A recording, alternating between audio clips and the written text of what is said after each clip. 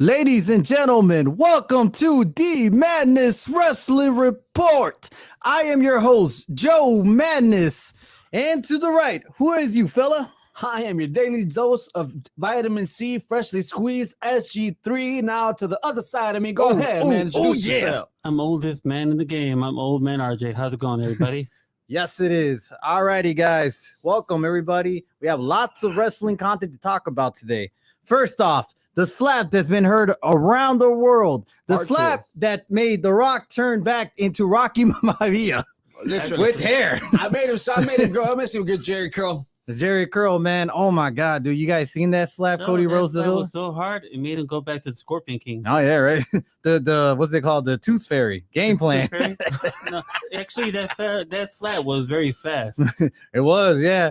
I mean, did he follow up at all? Because I only saw a clip. Apparently, what happened is that after the slap, they did a few back and forth talks, and then they cut it off. Really? They're supposed to. I was reading. I guess they will cut it off, kind of like what happened with Sting and his thing. Yeah. And there's a video of what happened afterwards, but of course I didn't get to see the video. You know, they're like, about it. You know, they're doing a lot of the whole like after SmackDown type of things, even Raw and stuff, go off the air type of things for the show. That was classic '90s wrestling back in the Attitude Era between WWE and WCW, where a show would end and people are fighting in the ring, and it's like, oh, we had to close it out. I'm sorry, buddy, but this is it for you. You back then you had to wait till next week to figure out what happened. Now you can catch it online and all, yeah, which isn't a bad thing though. It's thank goodness for the internet at that point. But I mean, I did like the whole back and forth and how The Rock pretty much dissed Cody Rhodes and his whole family. I mean, I kind of like this. I kind of like what the direction it's going. I mean, what do you think, Freshly Squeezed? What is your opinion about all this madness? I just think it's freshly squeezed, man. Honestly, no. I'll be 100% honest. It's good. So supposedly, rumor has it was that Fox actually fought WWE because WWE wanted the segment to go longer. They wanted it to go an additional half hour past. Really? There's like a Hobbit on your TV or somebody from the Lord of the Rings thing. Old man, why is there no green screen? Don't worry about it. Worry about yourself. In the words of the guys who isn't there anymore, you're fired. You're fired. Oh God, I've always wanted to say that. Now I know why he likes to say it. You're fired. Well, but again, back to what I was saying before the ugly Duncan over there. Dwarf. So honestly, man, it's to the point where they wanted to do an additional half hour because WWE wanted to close it out with like a big old brawl. Okay, and that's why you saw the segment you saw online. Because they were actually supposed to brawl. The way the segment was supposed to end was they're supposed to go at it, close out the show, and then hype it up more. But Fox was like, we're done at 9. That's just fucking. I mean, this just really sucks. I hope they move to USA Network and stay there for sure now. Because I know they got their contract, but at this point, man, Fox is just doing a horrible job. The week before that, they were cutting off Rock's promo because of a guy in the background having a Die Rocky Die sign. This whole editing crap is just getting bad from their end. They're so scared to let something happen. It's like, we cut off at 9, so everybody has to go to sleep at that time. It's like, no, go back to the good old days where if something was going to happen, let it. I mean, besides football, isn't that pretty much the most popular show at this point? I mean, is there any other show you guys at all know about on Fox? Fox News is pretty popular still. Really? Yeah, I only watch wrestling here. All right, I don't watch none of the other crap. I don't either. Trust me. Yeah, but honestly, though, it would have been nice to see it go longer. I mean, obviously, they had to release some content out there in the internet. I am not aware of yet. I had to check it out. Well, there's a maybe. There's a maybe. Your pleas may be heard by Fox and by everybody else. Pleas are coming in. And they're stating that WWE is supposed to move to FS1 starting in September because of college football. Really? Yeah. I had to give a good. Come on, man. I forgot to do on Not a lot of people have FS1 channel. I know that for a fact. But I like about Fox at least is that it's in public channel. Basically, it's like an antenna channel. You could get it anywhere. But FS1, that's out of reach. I feel like this one with them. I'm sorry cutting you off.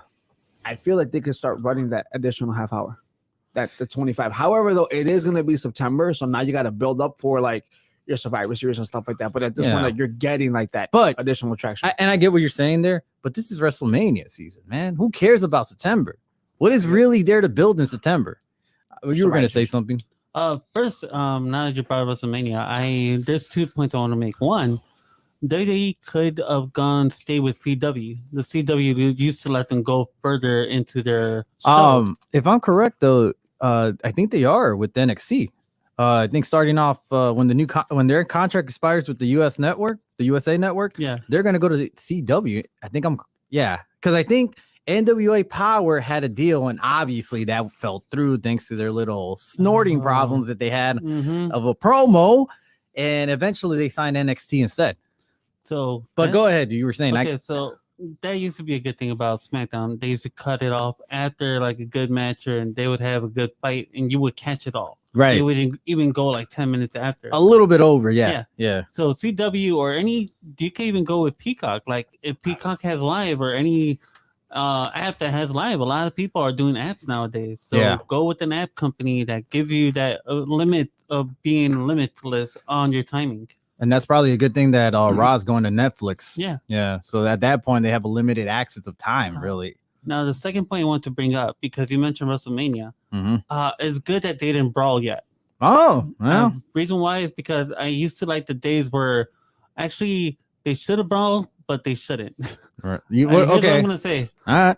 Let's see. Because right now, I used to like the days where The Rock would come in and he would like hit Austin with the rock bottom. And that's it. No punches, nothing. Just and get away and just run off. Yeah. And then Stone Cold would tag him back with the stunner the next time around. And run to the sunset as well. And then finally, like just a day before WrestleMania, now like this is a send-off show. Yeah. These two would actually brawl it out. And then you close the show with them two going on to the crowd and fighting everywhere. Usually it'll be the stare down and then the whole big brawl out, and then somebody will get the last finisher and then rise up in the sunset, and then from there it'll be kicking off WrestleMania. It's kind of like I think my favorite brawl out was between Bret Hart and Stone Cold and Taker and Psycho Sid. Oh yeah, I remember that. Building on to WrestleMania 13. Right. Yeah, I remember that brawl out. Yeah. You were gonna say something, SG3? I wasn't gonna say anything at all, man. Firstly, though, your idea of what you want it but don't want it, that wasn't freshly squeezed, man. Secondly, no, it's just old time. Old times. Not the old times over here, old times. Also, though, honestly, man, it's I like the fact that they're not brawling because it is bringing back that old school element that we grew up in. The time that we grew up in, the time that we honestly were just like, you know what, man. I can't wait for the next week. I cannot wait for the pay-per-view. I gotta convince my parents to spend $50-$60 on this because it's about to be awesome. Wait a minute, $50-$60. What are you talking about, man? It's on Peacock. No. Now it's on Peacock. But I'm saying back then. Back in our childhood when we were growing up. I mean, this guy was like, I need to pay in stones and pebbles, but that's not the point of the conversation here. You had to break that piggy bank. I remember back in the day. A lot of times. But I get what you're saying. It builds up the intensity that, a slap. An exchange of slaps happening right now, and it's just building up. We don't know what's going to happen next week, but that's the thing. We're going to tune in now because The Rock said he's going to appear next week as well. I don't know where they're going to host SmackDown next week, but he's going to be there. I just know he may not come on the 22nd of March. And Chicago, Milwaukee, right? Yeah. But that's the thing. But I think at this point he might.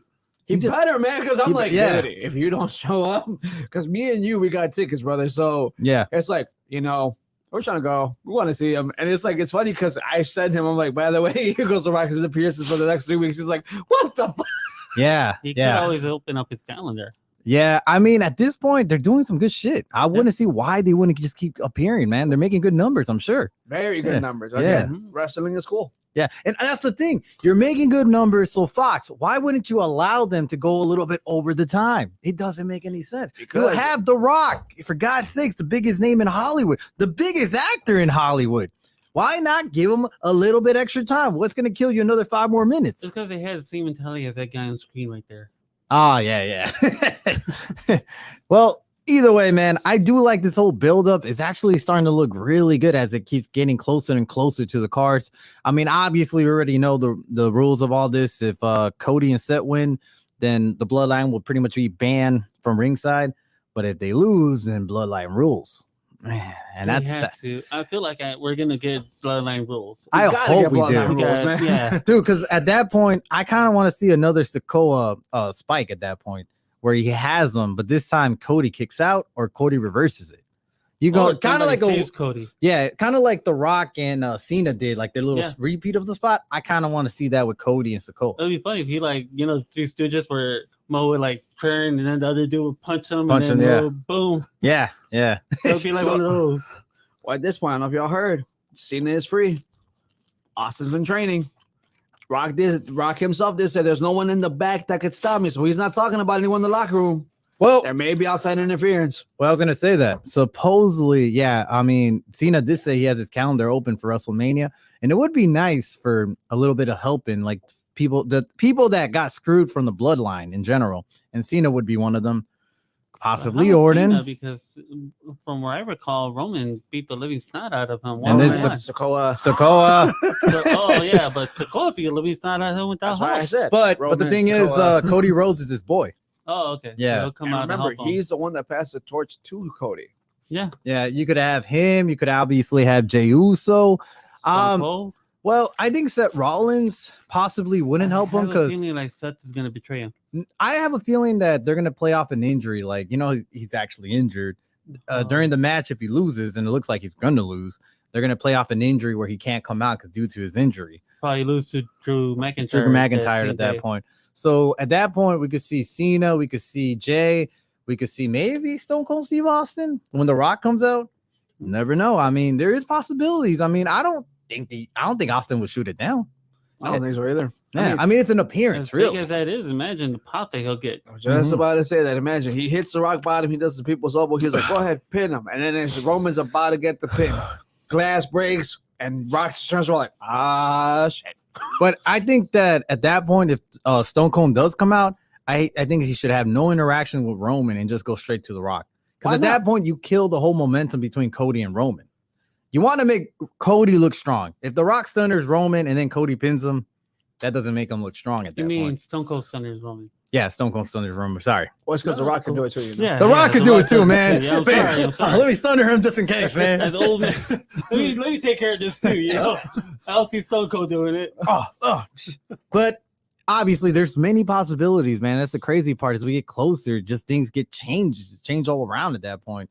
And I mean, at this point, we know what we're gonna expect because we still have a lot of people that are open for a match at Mania, but so little time. I think this year is going to be one of the biggest WrestleMania cards, probably in like years to come. I'm looking at, is it me or are we going to get one-on-one between Logan and Randy Orton? Possibly. But then again, it's like, what would happen to Owens at that point? Or he'll probably be inserted into like a triple threat. Could possibly be. Could also add AJ Styles, and we already know Zach's boy, LA Knight. Yeah. And then you have the whole Gunther situation.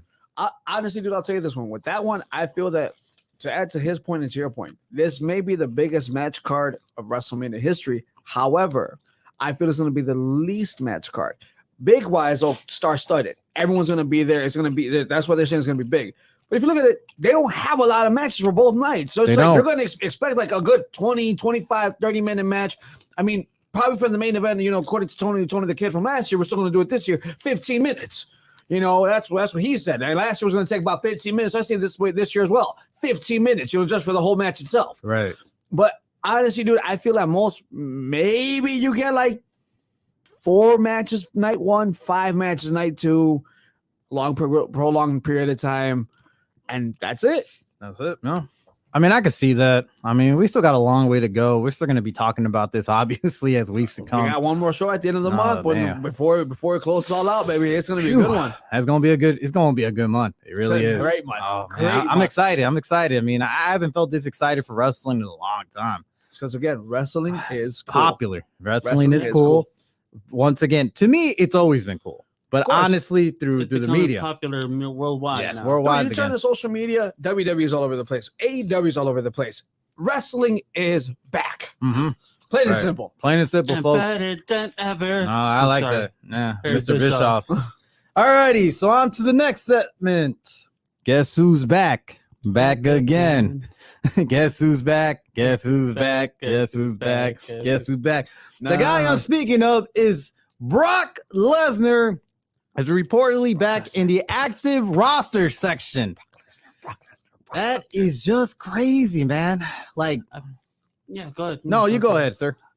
Okay. I'm thinking that because of allegations. The allegations, right? I feel like probably they either settled for Brock's allegations, or Yeah. I feel like there's not that much proof toward Brock. All you had was just text messages. yeah. That's it. And you can never tell if Vince McMahon told Brock to say all that stuff like he told old girl to say that stuff. I don't think he did. I think definitely that was Brock Lesnar saying that stuff. Now, I get what you're saying. In the end of the day, though, did Brock do anything wrong? No. Is he still a piece of shit?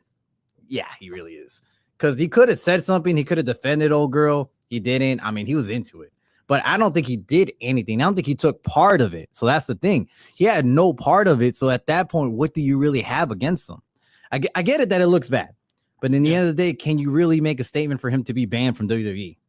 No, you can't. There's nothing this there. This is his first strike, if you think about it. This is his first strike. It is. And that's the thing. I mean, yeah, he's a piece of shit for saying what he said. But at the same time, man, I mean, who isn't a piece of shit? There's a lot of wrestlers out there that done a lot worse than Brock Lesnar. I mean, we don't have to go into details for that one. Oh, this right there. A lot of your favorite legends have said some weird shit, done some shit. Don't forget the airplane from hell. Yeah. Which Brock Lesnar was a part of. Sadly, you know, so this is technically second strike. Funny is that Brock Lesnar actually had a more lighter case on that airplane from hell compared to everybody else. Well, obviously, he got the man he was wrestling fired. Yeah. Yeah, it's unfortunate too. Mr. Perfect. That's yeah. right. I mean, at that time, obviously, was favorism. Brock was the champion, I think, at the time. So obviously, he was going to lose. Brock was champion. Brock was a young guy, up and Dude, coming. Brock was super popular back Everybody then. wanted to be Brock. Like you watch WWE, like I want to be him. I'm not 6'3", but I want to be his body size because that man's just a beast. He's a freak of nature. Why not? Yeah. So I mean, obviously, so put it this way. Now that he's back, what is that in store? Does that mean he's coming back eventually? I don't think he's coming back by Mania. I think it's too late for him. And then it's like, how are you going to add him to this? Like we said, there's so many guys that need a spot. Adding Brock Lesnar into a spot takes the limelight of someone else. Probably that's why they haven't added Gunther to a match yet. They're probably saving up for Brock because that was supposed to be the ideal match. That is the ideal match, but I think at this point it's too late.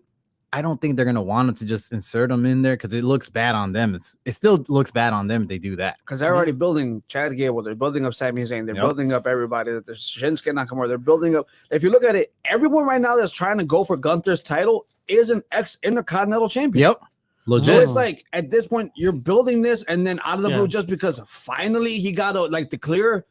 Yeah, just bring him in. It's fine. We're gonna finally give the match that we wanted. It's at this point, who knows if he's clear enough to go? That's the other thing would be the only one that he could put him against that hasn't made an appearance is Braun Strowman. I don't think he's going to appear. No, I think he got brought in for one reason and one reason only, to induct Paul Heyman. All right, we're gonna talk about that later, but I'm just throwing that out there. We'll talk about that in a bit. Actually, that's one of my topics for later. But obviously, I think personally he's gonna appear the Raw after Mania, make a big surprise. Why not? Yeah. That's the perfect time because usually you want to bring out someone big. And who else is bigger than the next big thing? Brock Lesnar. The next big thing. Yeah. But obviously, that's something to take a look. Maybe he doesn't appear back. Who knows? I mean, we don't know what this really means in the end of the day yet. So on to the next topic. Bianca Belair gets a lot of backlash from fans. Not the good kind of backlash. About her appearance in WWE 2K24 cover. For what? So a lot of racism and misogynist comments from these fucking fans. But let me go ahead and ask, but Rhea Ripley's okay? Exactly my point. Rhea Ripley's fine, but not Bianca Belair. Okay, there's nothing wrong with all them comments that they said. Okay. And that's the good part about wrestlers. They all do support their, so many people. Bailey, Rhea Ripley, Big E, Liv Morgan. Everybody was just giving support. And I love Rhea's response. She's like, EST is not just an initial. It's what she is. Exactly. She really is this business, man. Mm-hmm. It's like, come on, man. Like you guys, y'all you marks out there, man. You guys think it's that easy to wrestle? Go in the ring, try it out yourself. I bet a lot of you guys are just out of shape losers, man. Like seriously, like all this racist comment, all this stuff about her, just stop, man. It's annoying. It's not necessary at this point. I mean, what do you think? In my opinion, I feel like that guy was the common people who did it were way out of line, and of course, racism should not even be involved in anything. We're 2024. Come on. The problem is hate is out there. That's the proof that you just see that hate hasn't gone anywhere. Nope. Hate's always going to be around no matter what. Exactly. Sadly, wrestlers like Bianca have to go through this. And here in the Madness Report, we do not support that at all. We're Absolutely all about not. equality from every kind. Doesn't matter your skin color or anything. Right here, we don't support that kind of shit. So if you do come around here, you're going to get booted out. Simple as that. Plain and simple. You know, on this table, there's no space for hate. No, except for that guy. I just hate him. Yeah, I know. But the thing about the one, okay, and now why is Bianca on the cover? I'm going to tell you. Bianca, ever since she debuted, not just in NXT, and then when she came to the main roster, Right. she's put on some magnificent matches. She has. She's talented. For her and Sasha Banks to put on a one-on-one WrestleMania main event. Main event. And they main event that. Yeah, and it was an awesome match. A heck of a match. They did.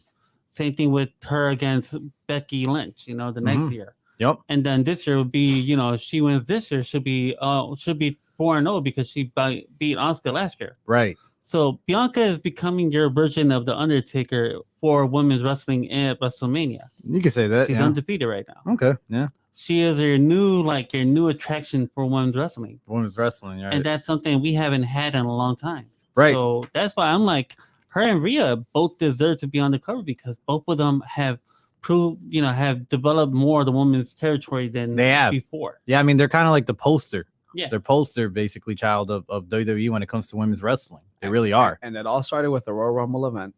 If you think about it, it all started because of a Royal Rumble moment. Yeah. And it went forward from there. Yeah. Honestly, man, for me, Bianca Belair, you deserve to be on that cover. Honestly, she is the short version of Brock Lesnar in woman form. What about Jay Cargill? So I said what I said. Though. I said short form, not tall form. I said short.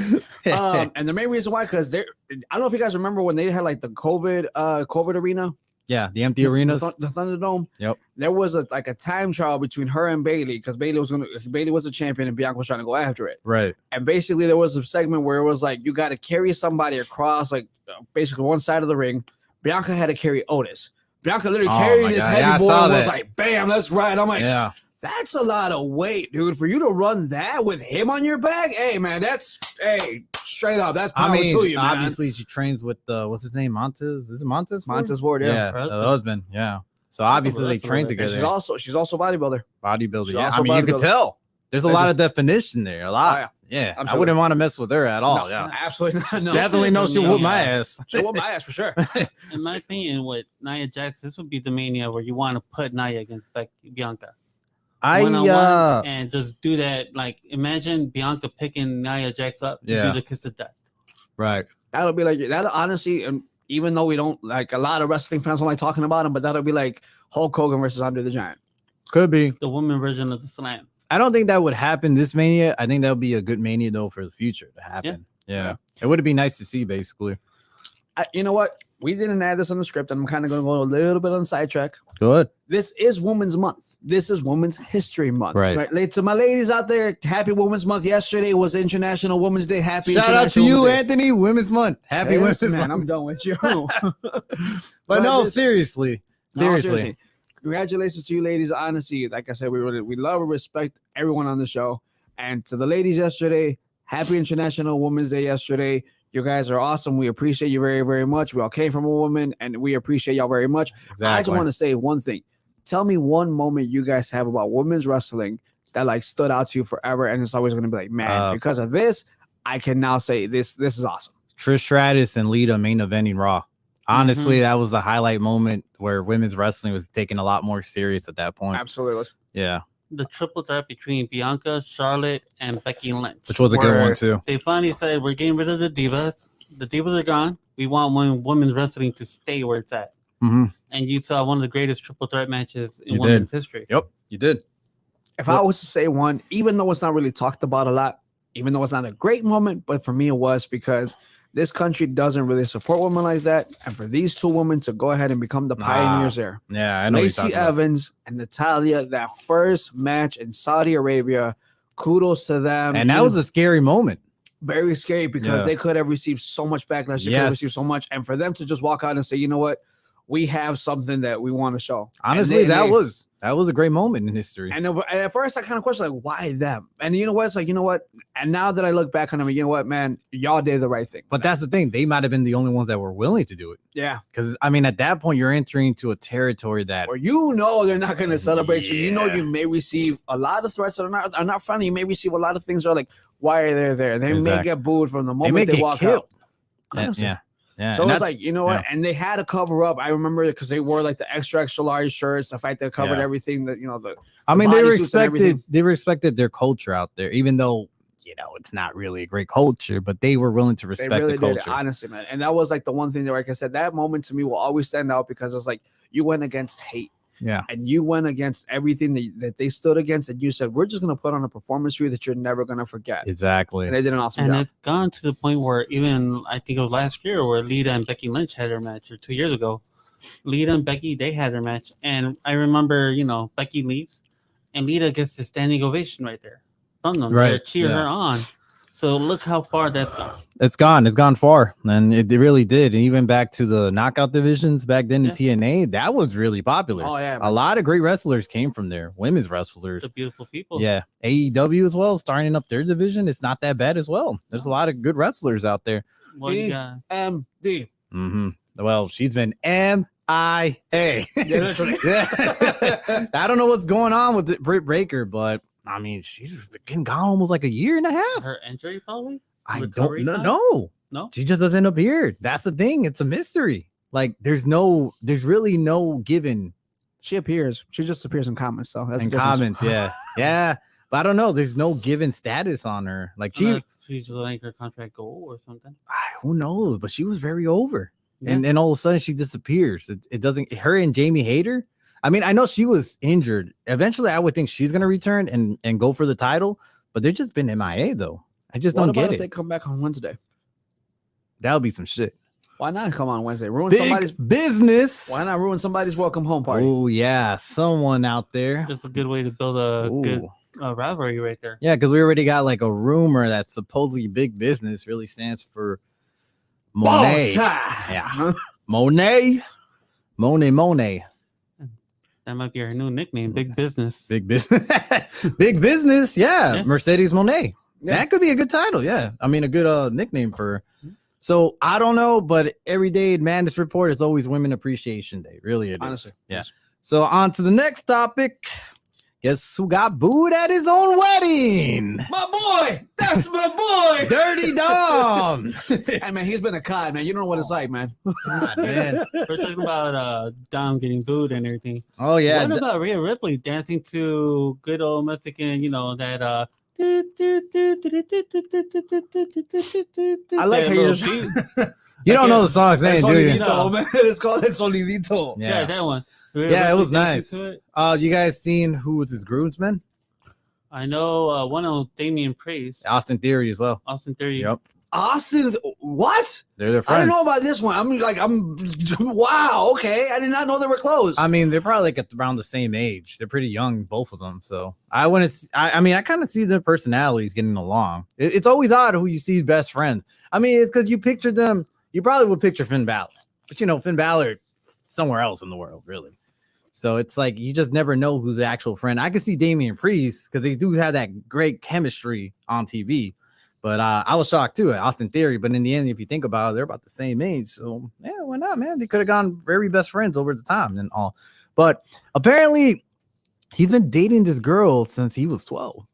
Wow. Yeah, that's cool. They had pictures of them like from 12 till now, and it's amazing, man. That's good because I've known a lot of wrestlers who dated the girl from high school, proposed to them at a show, got married to them, just to later on mess it up and marry someone else. So shout out to Sonny. I'm sorry. Nah, but he did. You know, she did messed up. What's his name? Chris Candido, and that guy was a really sweet guy. A lot of them had done it. I mean, it's not just Sonny. I mean, Sammy did the same thing. Sammy G screwed over his wife. John Cena screwed over his wife as well. Really bad. Yeah. So it's good to see somebody carrying over with, you know, being with the woman. That's love. Yeah. That just really is love. But there's also love on the other side with Rhea Ripley, with her husband or her fiance. Sorry, Buddy Murphy. Buddy I Murphy. know that guy's lucky. He went from Alexa Bliss to Rhea Ripley. It happens, man. You're in the wrestling world. You just date people that are doing your own profession. But the thing I love about it though is like they keep it professional. And if you think about it, no kisses have been interchanged, like nothing like too like intimate, nothing. It's just like it's just one big funny segment. All that is one big comedy movie, and it's great. I love it. Well, put it this way: if you were watching pictures and videos of Dominic Mysterio's wedding, they didn't show Ray, and they're trying to keep it kayfabe. But they broke it though. They broke it. He was dancing with Angie. Yeah. He danced with his mom, and he looked at her like, "Hey, this is my mom, man." But that's the thing. He was with no mask, so you don't know really who that is. I mean, kayfabe. Yeah, we are down. I do like the fact that they booed him though. Old school WCW picks, and I guarantee you, brother, hey man, no one watches that shit. No, but honestly, it was good to see. It really was. It was nice to see him getting booed. It actually was a nice touch to the whole wedding and all. He actually does a great job of staying in character. Even in the news broadcast, when they like interview him, he does a good job. He really does. He lives up the way that Taker was. For a long time, you couldn't get Taker to do interviews. If you did, he stayed as Undertaker. Him, MJF does a good job. There's a couple of guys that still stick to the kayfabe. It's just Ric Flair. It's not even dude, he's himself. He's just himself. Guys, brother. Speaking of someone else out here, Sammy G gets suspended, I think, for the third time. And this is the real suspension from what I heard. Oh, no, they're all real. The other two were real as well. I think one was a backstage fight against him and Andrade a couple of years back.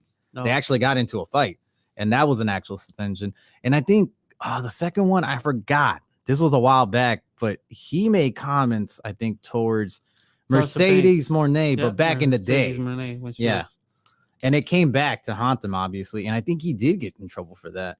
So this is his third strike, and it's all due to him hitting the shooting star press on Jeff Hardy and injuring him.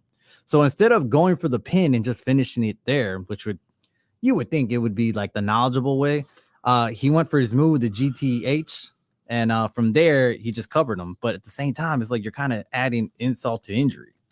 So I don't know. I want to get to your guys' opinion to this. You think he did the right thing, continue on, or you think he should have pinned him? And another thing, did the referee told him, hey, go ahead, finish the match, or did he just kept allowing it? Because it's also the ref's job to stop it. The ref should have thrown the X, and right away, that's it, we're done. It depends on how well trained the referee is, because at this point, not just the referee, Sammy himself, and even Jeff. If Jeff doesn't look like, if Jeff is showing signs of a concussion or anything at that moment, the referee should have caught it. Acknowledge it right away. And then Sammy, being a professional wrestler, he should have acknowledged it himself and said, hey, let's end this match soon. Let me pin him and get him out, or just call the X and just back off.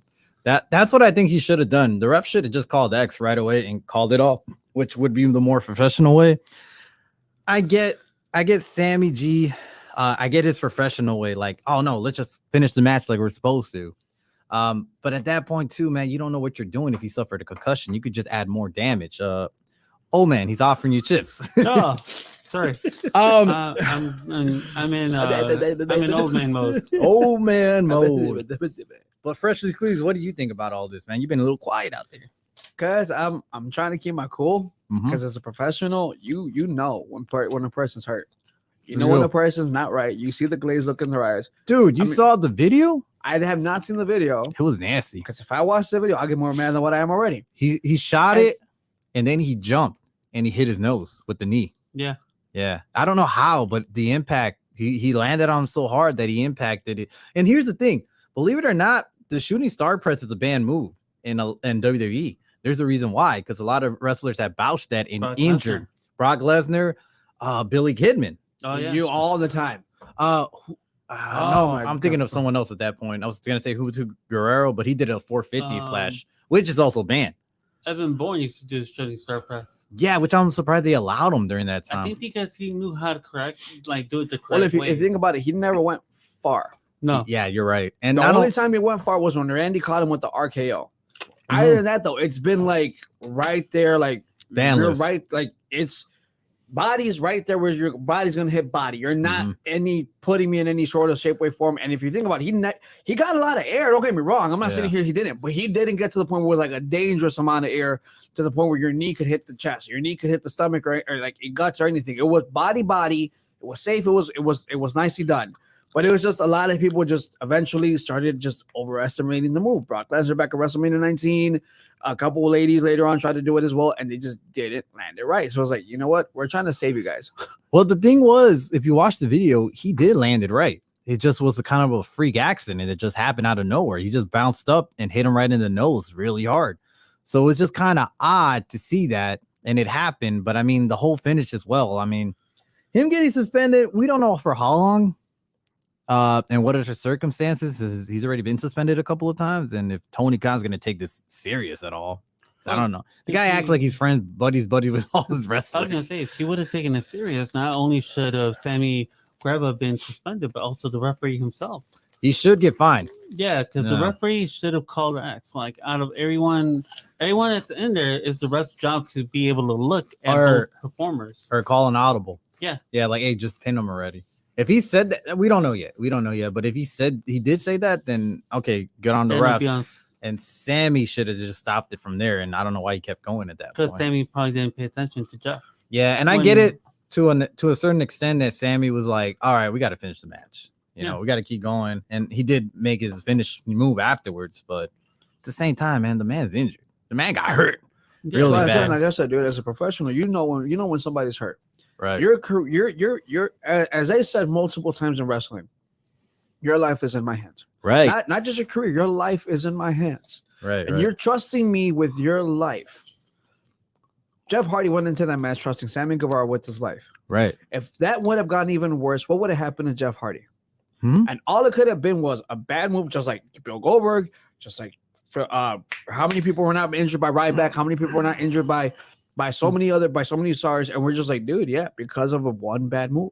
Yeah. So at that point, and heck, Jeff Hardy is no spring chicken. So what could have happened there? It's like you could have done so much worse, and all it was because I wanted to continue the match to finish the right way. So get the fuck out of here. So at this point, do you think Tony Khan's gonna ban that move, at least for Sammy Guevara? Tony Khan is smart, because if WWE did it, then Tony Khan should see why. Yeah. If not, Go ahead. I feel like there's going to be a lawsuit coming in. Any wrestler could do something. I mean, yeah, I don't think the Hardys would sue Tony Khan, but I get what you're saying. Yeah. I just feel at this point, with that one, I sometimes question Tony Khan's intellect with a lot of things. And I mean, I can tell you that, man, there are so many memes of him being on cocaine, and I see it in his eyes. I'm like, dude, you need to relax. The issue is really he's a good guy. Honestly, you could tell he cares for his wrestlers. The issue is he's too much of a mark. Before he got into the business of wrestling, he was a wrestling fan, a big wrestling fan. Yeah. He used to comment in the dirt sheets himself constantly. He's a big fan. He used to attend the shows. He was just like us. That's the issue. A fan running the show. This is what you're gonna get, unfortunately. Yeah. I just honestly feel there was what show was it that I think we went to go watch where we watched him commentate or him come on and like give things, and it's like, yo, why aren't you look? No, it wasn't Forbidden Door. There was another. I think it was a Collision when CM Punk came back. Yeah, where we went, and it was like you can tell he wasn't there mentally. No, because he was like looking at the not even the hard camera side or like anybody. He was looking at something else, and we're just like, buddy, we're here. We get it. Like it wasn't like a fully packed arena at the point, but like, hey, buddy, we're here. I think he's there mentally, bro. I just don't think he's actually well trained for camera view. Because there's some people that are natural for camera. Vince McMahon, he was just a natural figure on camera. Eric Bischoff, natural, but Tony Khan is just awkward. And that's because Vince, when he first started, he started as his dad's like interviewer. So he'll go around interviewing people. So he already had camera. The unmentionable guy. Yeah. And that's like his kids, Shane and Stephanie. So when you look at people who start off like Michael Cole started off in broadcasting system, they all start off doing like small roles to build himself up. Yeah. Exactly. That's a good point because Vince was in a smaller role and he built himself up. Tony Khan just went straight for it. And you could tell the awkwardness is there. The funny thing is you hear Vince McMahon, he's good on the mic, but he sucked at commentary. He does, dude. I got everyone live. The thing was, he still was in Pat McAfee and Michael Cole's ear for like the longest time, and you could tell the difference now that he's gone. Yeah, like Especially the whole commentary. when Michael Cole. Yeah, he seems happy. He seems a lot happy I now. bet a lot of people are. I remember Mick Foley used to talk about how Vince was in his ear. Say it, damn it. Come on. All I just know is like you see Michael Cole in some of these videos where he's jumping up and down and he's like, like, dude, this is the energy I knew you had in you. Oh, man. look at that's why I talked about Jim Ross. Like when McMahon, if you look at when Jim Ross came in, he did his best to try to keep Jim Ross from calling at Mania cards. He appeared at 9. That's when you should have let Jim Ross call the Mania card, and Jim Ross had a very small role. And then Jim Ross kind of like disappeared, came back for 14, called that one, and now he's calling each one. But after that, like McMahon kind of like pushed him off because McMahon is known to either if he doesn't like something about you or jealous about you, he's going to try to put you down. Right, and you do got a good point on that, but we don't have to worry about him anymore. No. He's long gone. You're fired. Nah. Hey, Vinny. Goodbye. And with that, he has no chance in hell to return. Literally. Goodbye.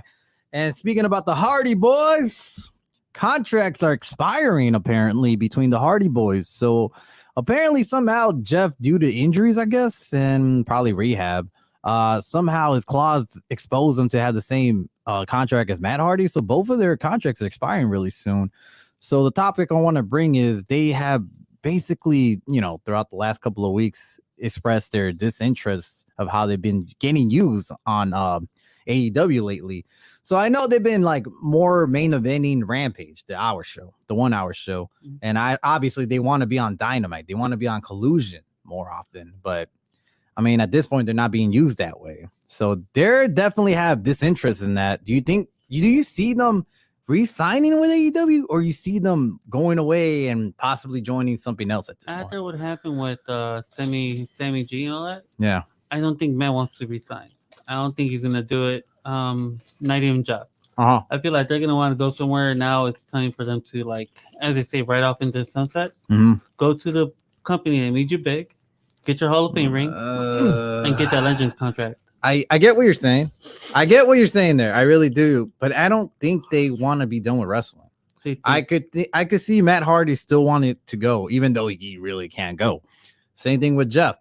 And the thing with Jeff is that I get that they were mad how they're being used and all, but the thing is, Jeff, you haven't been stable in a long ass time. Every time you get your momentum, you bring yourself back down. You do some dumb shit with outside stuff. Yep. And that's the issue, is that it's really Jeff. He can't be trusted. And unfortunately, because of Jeff, Matt Hardy is being rung down. Now, Matt Hardy is really creative. He has a really good mind for wrestling. He really does. I mean, all that stuff was created from him. And you saw how Ober was in TNA, how Ober was when he returned to WWE. He had a fight with Vince to bring that character alive. And then basically he fought back and forth to the point where Vince is like, okay, fine, you do it. But if you mess up, guess what? It's on you. And when he came back in the segment between Matt Hardy and Bray Wyatt at the time, when it went over, guess what Vince said? I guess I'm out of wrestling. I guess I don't know my wrestling at this point if it's over.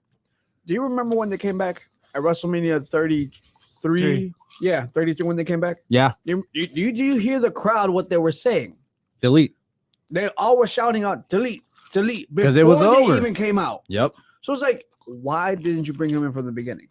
And then so at this point, it's like, I feel like if they decide to go back, I'm never going to sit here and say the fact that they don't want to go back, because who knows? But at this point, it's like, if they really want to be like the main eventers that they are, don't go back to WWE.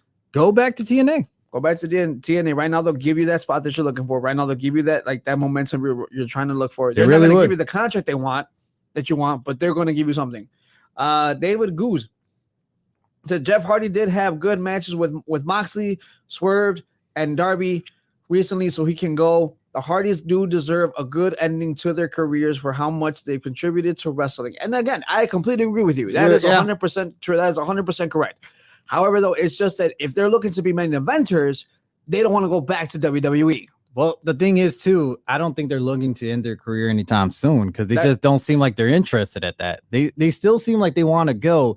The issue is these guys are just older. They can't be diving off from high places anymore. Or I don't even know if Jeff can even do the Swanton. He can't even do the Whisper in the Wind anymore. No, that's the issue. And but that's the thing. Jeff's movesets are pretty much high flying movesets, jumping movesets. Like he's just been known to do crazy stunts, but he's not like that anymore. Now he could have a toned down version of it, but at that point, it's kind of like that's not the Jeff we know. I mean, I don't know. I mean, where he's gonna sign, who knows at this point? If they do decide to move away from AEW. But I mean, in the end, it's up to them. It really it's is. honestly up to them. Yeah. We'll see what happens. What's more, in my mind, it's what benefits you the most. Yeah, I mean, I'll let them wherever they go. It's gonna be deletion. Total delete. All righty. So with that, guess who joins the Elite? Aside from the Young Bucks, again, this shirt, courtesy of the Young Bucks right here. The EVPs have a new member, and that's Okada. Right after they fired Kenny Omega and suspended Hangman Adam Page for beating the fuck out of that ref at Evolution. I have to ask, how do you get fired on your day off? That's the thing. I like how they play into the whole like character. Like, we don't know where you're at, man. You haven't said anything. I think Jeff Hardy should be in the normal singles matches and maybe do a crazy match every once in a while. Agreed with that. I think they could have a good long title run. Tag team title run, and Jeff maybe a good TNA title run. I agree. Hey man, thank you, appreciate that. Very That's awesome. much. Thank you. Like and subscribe, man. Keep commenting. Yo, We appreciate the comment. We appreciate the comment as much as you want. But do your comment about him having a good run with the TNT title. That's the thing. If obviously if drugs and alcohol is not involved and he could just keep himself clean, I would love to see that. I really would. Yeah, but that's the thing with Jeff Hardy. We just don't know sometimes. We've seen it throughout history. He does very well. And he goes and he just comes right back down himself. He brings himself down. Unfortunately, he does. And unfortunately, he does. But that's the issue. He has to defeat his demons before he actually gets back into that event scene at that point. I agree with you on that. Yeah. But yeah, anyways, Okada does sign with AEW with the big contract, supposedly. So rumor has it for the next 3 years, he makes $13.5 million. So that's about $4.5 million every year. That's a big contract. You got a big name, though. Yeah, that is a big name, but that's kind of like Brock Lesnar's money right there. Think about that. Well, I mean, okay, let's compare the Khan's pocket to the McMahon pocket. Khan is a lot deeper than McMahon. Okay, so like my thing is this. Maybe TKO now could give him more because TKO's pocket is deep. Emmanuel's pocket is pretty deep, but we'll see. So here's the thing, though. You guys think that Tony Khan overpaid, though? Or you guys think that this is a well-deserved? So I know Okada. Okada's badass. He is. Age-wise, we'll see what happens. But that's the thing. He's getting declining. He's going to decline pretty soon. I mean, I'm not saying he's not in his prime yet. Like he's probably still has a few good years left, but he is going to be on the decline pretty soon. This is the reason why he moved out here instead of sticking to New Japan, because obviously the strong style is not efficient for him while he's aging. These guys, if these guys continue doing what they're doing, obviously they're going to be all in wheelchairs and all this. And it's been known. A lot of their wrestlers end up in wheelchairs, damaged bodies. Nakamura came over for a reason. He hasn't gone back, even though he's not being used. He doesn't want to come back. Yeah. There's a reason why. There's a reason why. But obviously what I'm saying is, do you guys think they overpaid for him, though? No. Go ahead. I'll let you go first. Then I'll reply. Go ahead. All right. No, because that contract, you said he's getting paid like Brock. Brock, you're paying a guy who only appears once in the blue moon. Right. All that money because Brock has a name, popularity right behind him. He could be a part-timer and still get paid because people want to see Brock like crazy. Yeah. And he comes out and people are always going to leech onto Brock. Yeah. Okada, you have something special with Okada right now. This is a new big name going around from Japan. And at some point, WWE were very interested in bringing in him. If you knew that WWE wanted him, what are you going to do to bring him into you? Knowing that TKO had, like SG3 just said, TKO had the pockets for it. You had to give him a contract that is too good to refuse. But that's the thing, though. I get that. I really do, but he's not going to be wrestling constantly. He's not going to be wrestling every week on Dynamite. It's a special attraction, right? But if they build him up right, honestly, this could be the next big thing. The issue is AEW's been known not to build up high signing wrestlers besides CM Punk having a good storyline. I mean, look at Adam Copeland, Jay White, especially. He came from New Japan. He was big. He was really big in New Japan. Was over. Like, he was a leader of the Bullet Club. Everyone was like super excited when he came over. I was excited, and look what happened. Bang Bang Scissor Gang. I mean, I do like the Bang Bang Scissor Gang, but it's not his full potential. There's that. You had Cesaro, who went over, Miro, who went over. You have so many people who went over. But, like, here's the thing, though. This is a Tony Khan trend. It's not just a one-time thing. We saw it with Miro. We saw it with Big Show. We saw it with Sting. We saw it with so many people who have gone over. Whoa. Sting, though? I don't know. Sting was the only one that went over. No. What I'm saying, though, is when they went over to AEW, they got paid. They got paid. Okay, I get you now. So it's like a lot of people are saying, was it better for them to stay in WWE pocket wise, or is it like where they're at now? Because they did this, they did the compare and contrast between Cesaro's contract and with WWE and his contract with AEW. Contract with Moxley, same exact thing. It's like, if you were not part of the way AEW is currently running, if you weren't a part of the original people who signed there from day one, you're not going to get that push, and you're not even going to go to mid-card. You're somewhere here where maybe you'll show up on a Collision. Maybe you'll show up on a Rampage. Maybe. But that's the thing, though. It's like, is Okada going to be used the right way? Because why pay him this much if you're not going to use him how he should be used as a special attraction? Now, if you put it this way, I don't know if you guys saw his appearance this Wednesday in Dynamite when he came out and attacked Eddie Kingston, but they kind of bounced it. I feel like they bounced it. I feel like the crowd wasn't very into it. I mean, when he first came out, yeah, everybody was cheering, but when he attacked Eddie Kingston, it looked like it kind of died down. Everybody was kind of confused, like, what just happened? Because he's been a face in New Japan for so long, and then all of a sudden, like, you don't give him a chance to build himself here. It's like, cool, you're just going to line him with the Elite because those are his friends. Let's be honest here. Those are his friends. Then it's like, cool, now we're going to give you the contract that you wanted. You're going to come here. Right. You're going to be our enforcer, basically. And everyone, you don't want to do the dirty work because we're the Jackson brothers. Go ahead, Ben. Well, I get that. Look, I get him join the Elite. It does make a good move. It does make a good storyline. But the way I would have built it up was him coming in as face, let him get cheered, let him get that loud reaction, have a couple matches with Eddie Kingston versus the Bucks. And then next thing you know, he turns on him during the match. Smart move. Now, why can't Tony Khan see that? That is the issue. That is the issue here. It's like you sign a big name, and yet this is how you're going to use them already right off the bat. Angela says she totally agrees about Jeff. Shout out to Angela. That's my girlfriend. We did. Thank you. That out, hey guys. Yeah, right. So, anyways, that's my thing. It's like I think that. Sorry, go ahead. You were gonna say. You're gonna say like Tony Khan. Why doesn't he see it? Well, Tony Khan being a fan, yeah, but also, and it has something to do with cocaine. I'm not gonna bring out that he enough with the substance abuse, man. Leave the man alone. That's what I said. It doesn't have nothing to do with that. When you're booking and you're still fresh to booking, yeah, you want to try something that no one's seen before. Mm-hmm. So he's trying to be relevant toward the company, toward fans. Right. So I think that's what's going on with Tony Khan is he tries to do a new form of shock value. Okay. No, you're right. Surprise us? Mm-hmm. Probably not, because like you said right there, Okada turning and becoming heel right away. It didn't make sense. It didn't make sense. Yeah. And that's why it's like, it's testing the water. Was this a good idea or not? I think this whole signing and paying him this much is just him getting excited for his new toy. Because this is what it's always been lately. It's just, Mercedes, let me sign her with the big contract. Now, that is well deserved if they play her right. But he just, anytime he gets a hold of a free agent that has a hot name, right away, throw a big contract. Who do we criticize for years back in the day for that? Do you remember? Yeah. Good old Vinny Mac. No.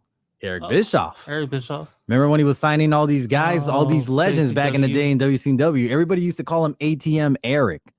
So where's the same criticism with Tony Khan? Because he's signing these guys to big contracts. He really is. And same thing's happening with what they did with those guys in WCW. Most of them were just downplayed. It was, yeah. Look at Bret Hart. I mean, Bret Hart had one of the biggest names after Hogan. Yeah. And I'm not talking about the Goldberg incident. This is before Goldberg. Yeah. Bret Hart shows up, and he, instead of being in the main event card for a long time, they pushed him to the mid card again. Right.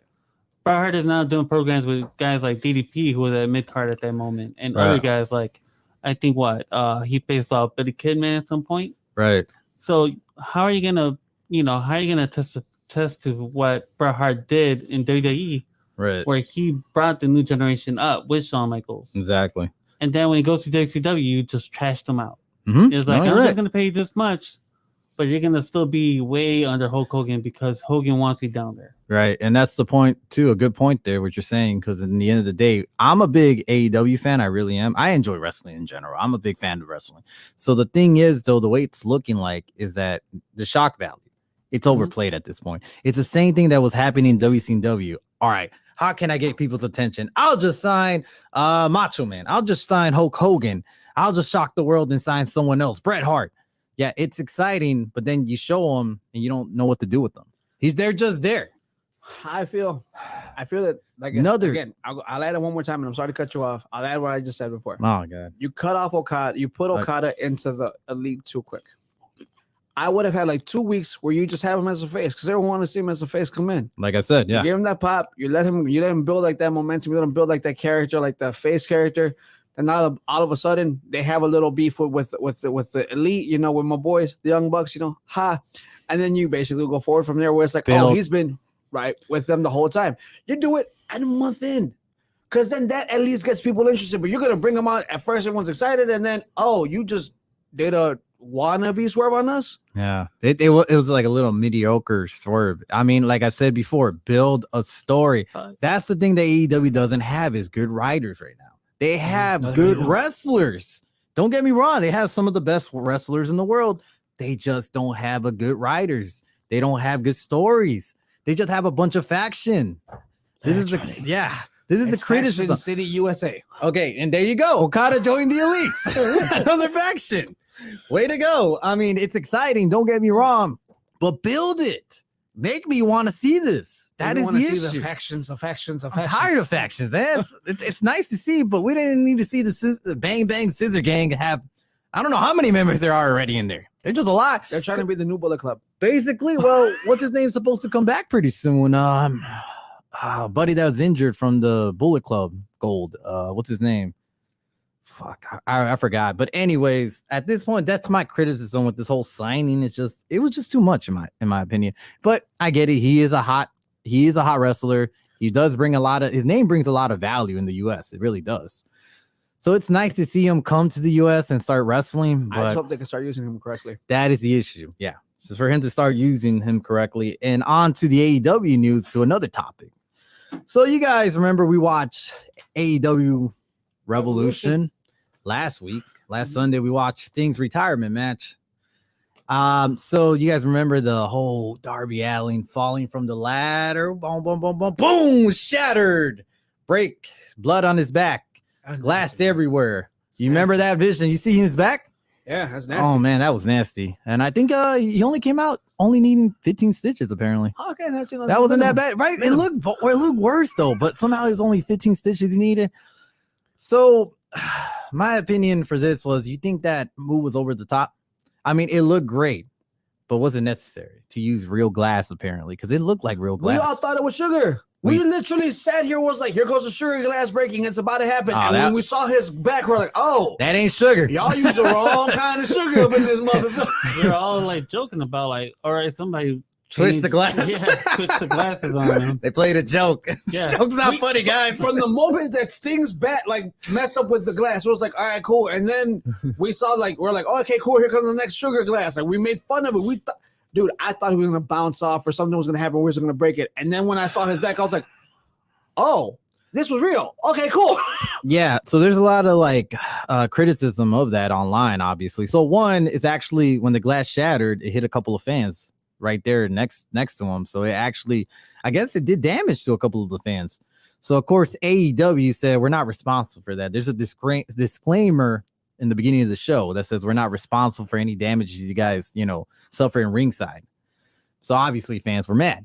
But at the same time, who do you think is on the right or wrong here? You think AEW is, or you think the fans are? Because in the end, it's like we're paying to see a show. We don't want to get hurt in the process. You don't want to get hit in the chair by a wrestler by accident either. So I'm going to ask you, if you get hit by the glass, are you going to pay money again to sit in the same seat? Nah. No. No. So who's in the right then? AEW for telling you, hey, you paid for those tickets. You got shot by glass. You got a memory right there. Hey, you got a memory, but you also got a hospital bill. There goes another memory. Bill, but just remember, thank you for making our pockets fatter. Yeah. I appreciate you, buddy.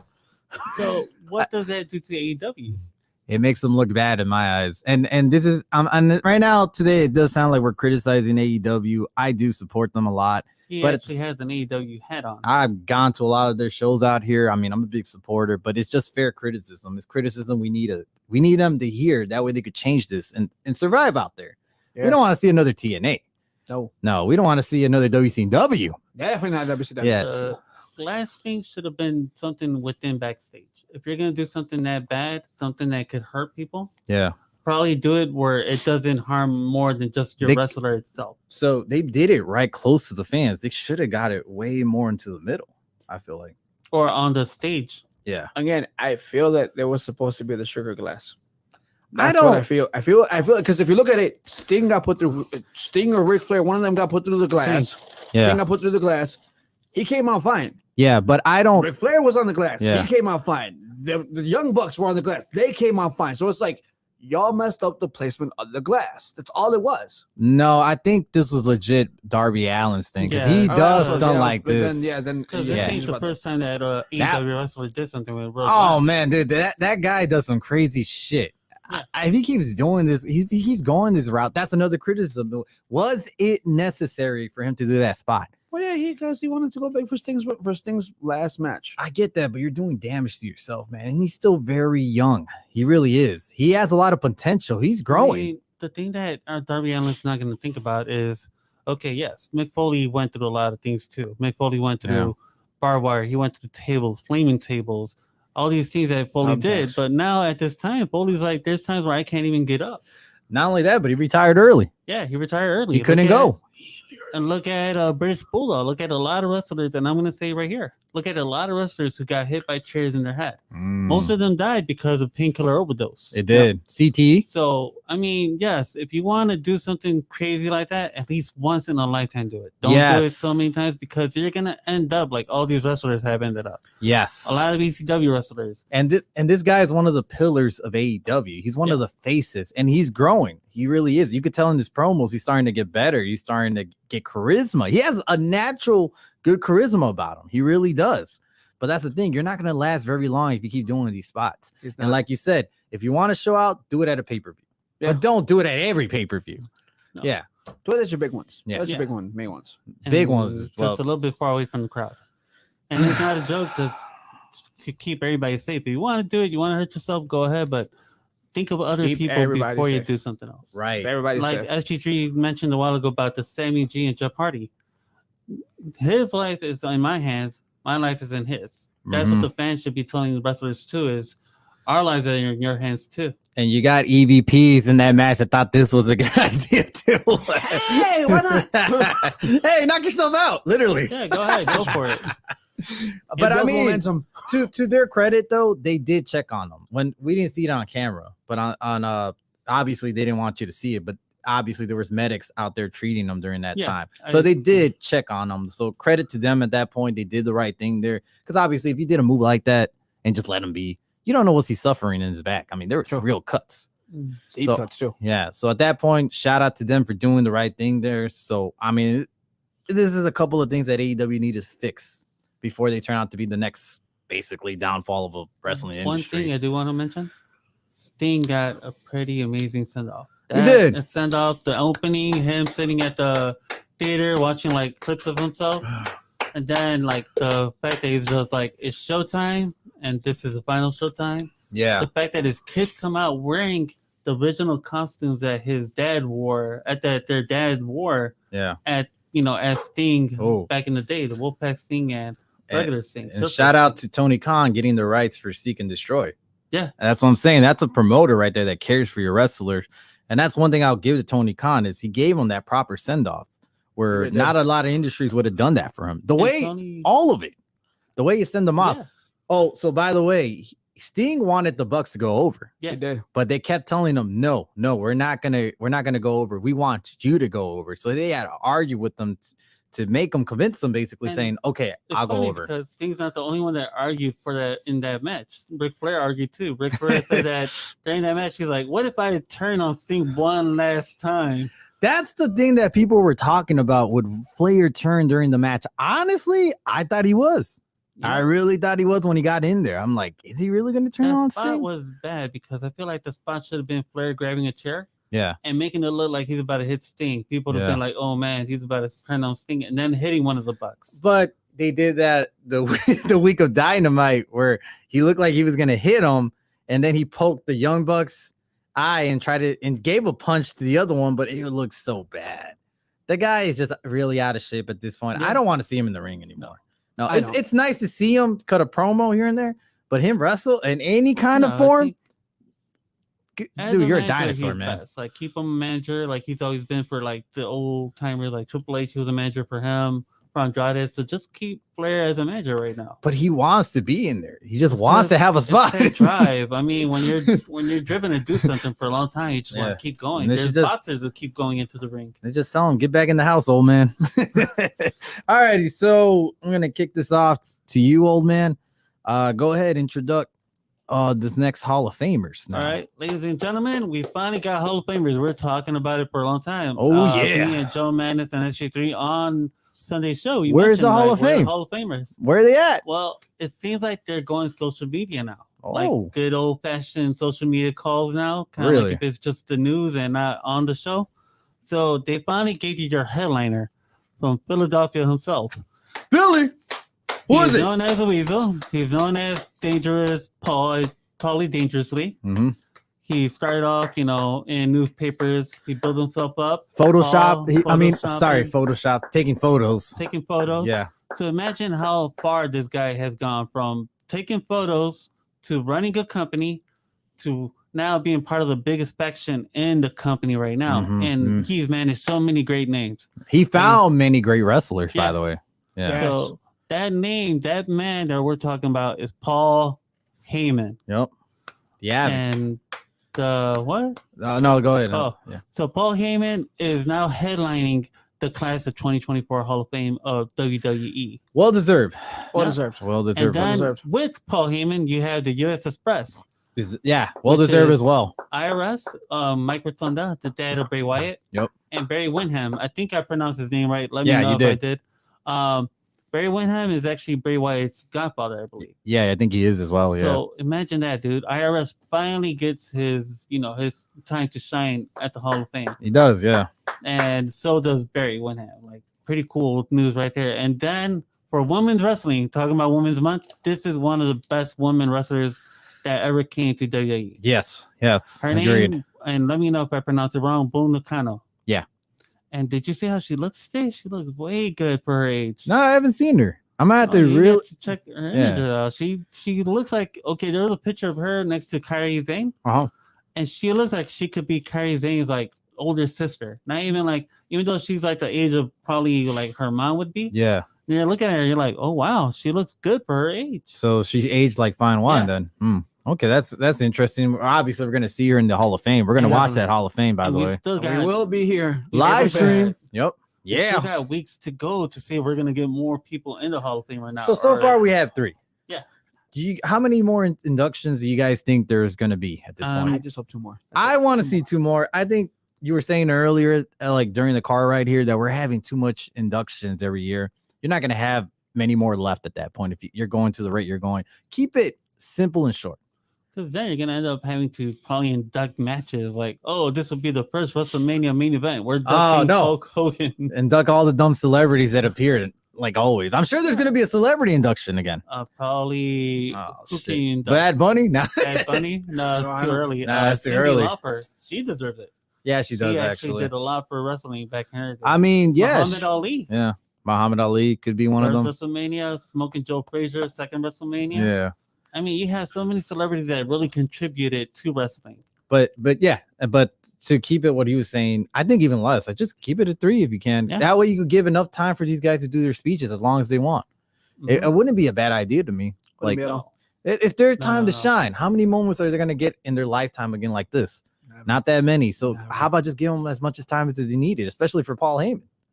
Because Okay, so here's another thing. Who's going to induct them? You were saying a name, Brock Lesnar. I don't necessarily think that would be him. I got my own opinion. I want to see yours. Because mine, I'm thinking Paul Heyman has worked with this guy from WCW, Mhm. ECW, and even though they didn't cross paths in WWE, but Mhm. he's still, this guy became big in WWE, and I think he really owes it to Paul Heyman. I would have to say Stone Cold Steve Austin. I like that one. I really do. To me, it'll be a guy that known them for years and still has a relationship with them, kind of like his father in a way. The heart and soul of ECW. You guys want to take a guess who I'm thinking? Heart and soul of ECW. Guys, I'm sure they still keep, well intact with each other. I mean, if I'm thinking of Rod Van Dam. All right, what about you? No, because you just said father, and Rod Van Dam was a lot younger than. Oh, I thought he was talking about like No. Kind of like a father figure, yeah. Father figure to Paul Heyman, or No, Paul father figure to the him. wrestler. Yeah, to the wrestler.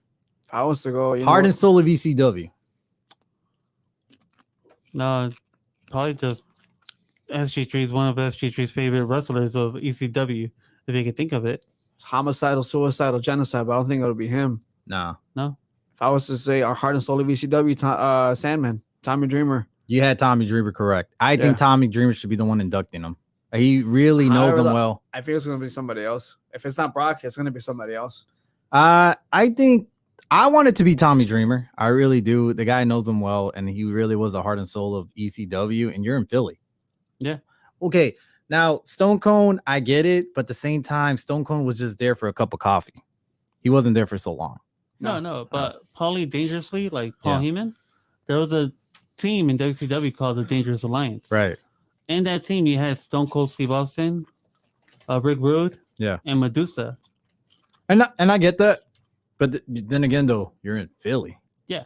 What they're going to be chanting when Paul Heyman comes out? ECW. So, I mean, like I said, the heart and soul of ECW was Tommy Dreamer. Yeah. I think it went no better way. I mean, at that point, the issue becomes that Tommy Dreamer has no contract with WWE. No, he's what, TNA right now? Yeah, he's in TNA.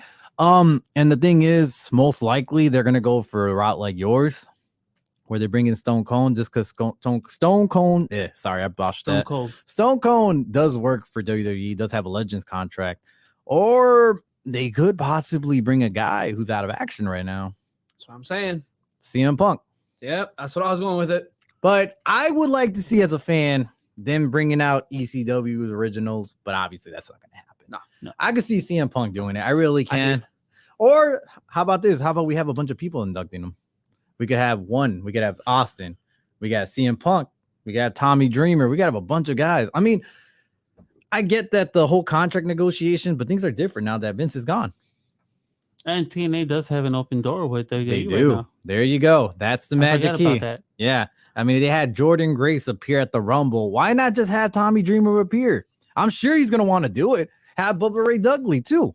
He had a working good. Dudley Boys would be good. Oh, Devon is still there. Yeah. Yeah. So why not have the Dudley Boys? Why not have Tommy Dreamer appear? I think Bubba Ray is back on his way back to WWE for like a Legends contract. I think he had one already. He has one. Technically, he has a Legends contract, but he could appear in other promotions. That's the type of contract he has. So he could appear. So obviously there's many possibilities. I mean, I'm just glad he's getting inducted, but it would be interesting to see who's going to induct them. That's the thing. It's going to be fun though. With Paul Heyman, he found a lot of wrestlers. So that's the thing. It's endless possibilities. I just say bring them all out. Yeah. Bring whoever you can. Yeah, do something different. Yeah, I mean, at this point, like I said, the Hall of Fame has been kind of stale lately. Why not get it excited again? I mean, agree or not agree? Bring us fun. It's time to bring somebody that, it's time to make it more, instead of lackluster, make it a big thing again, like it used to be back in the day. I mean, for Hogan, you had Sylvester Stallone. Oh, yeah. For Bruno Sammartino, you had freaking Arnold Schwarzenegger and and then you had Triple H and Doug Arnold. So it's like, it's time to bring, even if they get somebody from the outside, a celebrity or a baseball person, football person, someone who knows Paul Heyman, it would be cool to see what they get. It's gonna be interesting, and that's gonna actually keep me trying to like find out who it's gonna be. Hopefully, we'll find out sooner, or maybe we'll find out when it gets closer to the Hall of Fame itself. Are we gonna do the Hall of Fame here? Yeah, we are. Come on, man. No. Oh, you gotta. We go. We'll put it this way: live stream. Didn't know about it. We did. We usually said we're gonna be here April 5th to watch the we Hall of Fame. are gonna be live streamed. We are gonna look fancy. We're gonna have champagne and all that caviar. You already know it. We're gonna be here. Great. It's gonna be awesome. But with that, anything else you guys want to comment? I just want to add one more thing. I have somebody close. She said her name is Lisette Carrasco. She said The Rock's the best. So she wanted to give that shout out. She sent me a message. I'm like, all right, girl, I got you. Don't worry. There goes your shout out. I told you I would. There you go. In regards to right now, I'll say it again, man. Wrestling is cool. Wrestling is back. Wrestling is fun. Wrestling is amazing. I cannot wait, dude, for what's gonna happen next. Oh man, go ahead. Give it your kick. All right. Well, Rejects, don't forget. In a few weeks, we're gonna have a live viewing of not just the Hall of Fame. We're gonna also have a live viewing of 2 nights: Reject Mania 1, Reject Mania 2. I gotta shout it out because they're gonna be here. So we got that going on. It's fun to see that The Rock is back. Yeah. What's gonna happen on the show? I don't know. What's gonna happen at WrestleMania Night 1? I don't know. But it's gonna be crazy. Other than that, I can't wait to play the E2K24 because I still gotta buy it. I haven't bought it yet. Well, that's a video for another day. Yeah. Wink, wink. But otherwise, catch us next time. If anything, maybe next week. We've been talking about this. Maybe we live stream a post WrestleMania of our choice at this point. We've been talking about this. Maybe 17, maybe 22. Give out a live reaction now that we're like older and more experienced. I guess. Why don't we do the one where we were at, which is 22?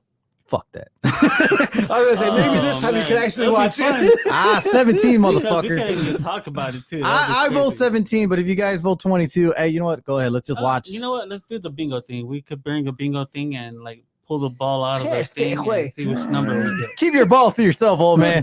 Anyways, before we get all insulting each other, glad you joined us today. Thank you for the new subscriber. We appreciate it. Thank you for the shout out. We appreciate it as well. Like and subscribe. You already know where to find us. Managed Report. We're out. Love y'all.